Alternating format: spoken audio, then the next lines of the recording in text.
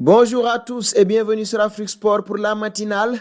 Nous la débutons comme toujours en Afrique avec la Confédération africaine de football qui vient de publier un communiqué relatif à la crise sanitaire que traverse le monde du football.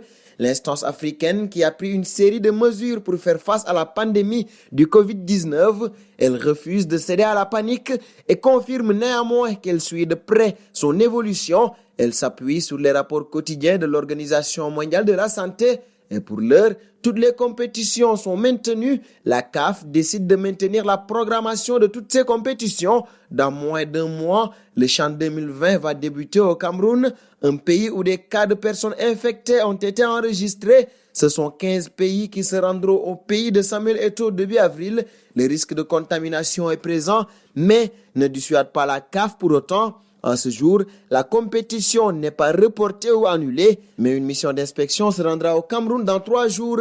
Second point, Afrique de notre matinale, la liste de la Guinée sans Bouna Sarr. Le sélectionneur national va affronter le Tchad dans le cadre de la 3e et 4e journée des éliminatoires de la Coupe d'Afrique des Nations qui aura lieu au Cameroun en 2021. La 3e journée aura lieu le vendredi 27 mars à Conakry, alors que la 4e levée va se dérouler le lundi 30 mars à N'Djamena. Le coach a décidé de retenir Naby Keïta et d'écarter Bouna Sarr. Moussa Kamara du Oroya AC et Sékou Salifou Silla du Fellow Star vont honorer leur première convocation en équipe nationale. Interrogé sur l'absence du joyau de FC Barcelone, il a ex-Moriba dans cette liste.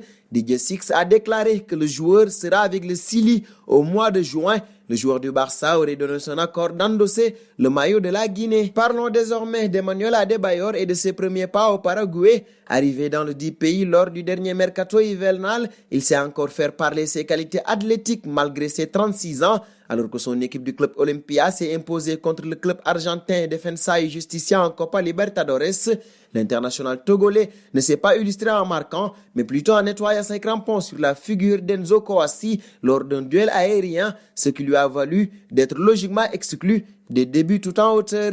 Et nous fermons cette fenêtre Afrique de la matinale avec Crépin Diatta. Selon le classement publié par l'Observatoire du football, l'attaquant sénégalais du FC Bruges est le joueur le plus performant du championnat belge. Déjà auteur de 7 buts et 3 passes décisives en 22 journées, le vice-champion d'Afrique avec le Sénégal et buteur le week-end dernier contre Cercle Bruges et le joueur du Pro League le plus performant. C'est en tout cas ce qu'affirme l'Observatoire du football en collaboration avec Instant Index. Avec 303 points, le milieu sénégalais devant son coéquipier de Bruges, Edouard Sobol. Vadis Ofoé de Ghent est à la 3e position. Pour rappel, l'algorithme prend en compte la contribution du joueur au succès de l'équipe, l'importance de ses actions, le niveau de l'adversaire et le niveau du championnat dans lequel il joue.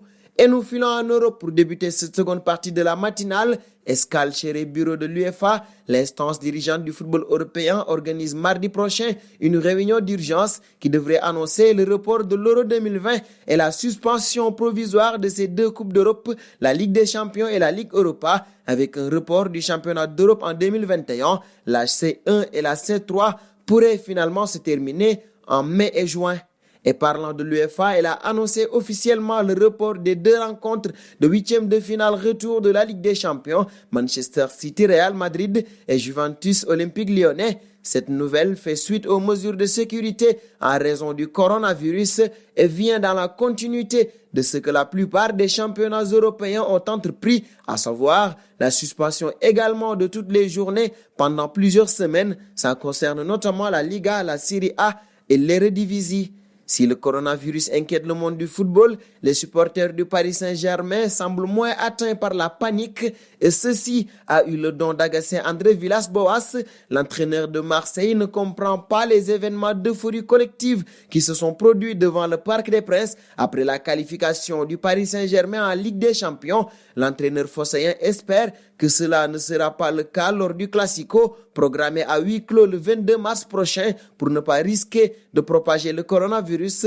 C'était ridicule. Pour moi, c'est un scandale. Si on a OMPG à huis clos, vous imaginez combien de supporters vont vouloir venir. Si on prend des mesures, il faut les prendre à fond, clame le technicien portugais. Il a d'ailleurs admis que la suspension de la Ligue 1 pourrait être la bonne solution pour le moment. Dernier point de notre matinale, le cas Manolo Gabbiadini, l'attaquant de la Sampdoria, est atteint du Covid-19 comme l'a révélé le club de Serie A. Après Daniel Rugani de la Juventus, il s'agit du deuxième cas contracté par un joueur du championnat italien. La psychose devient de plus en plus répandue en Europe.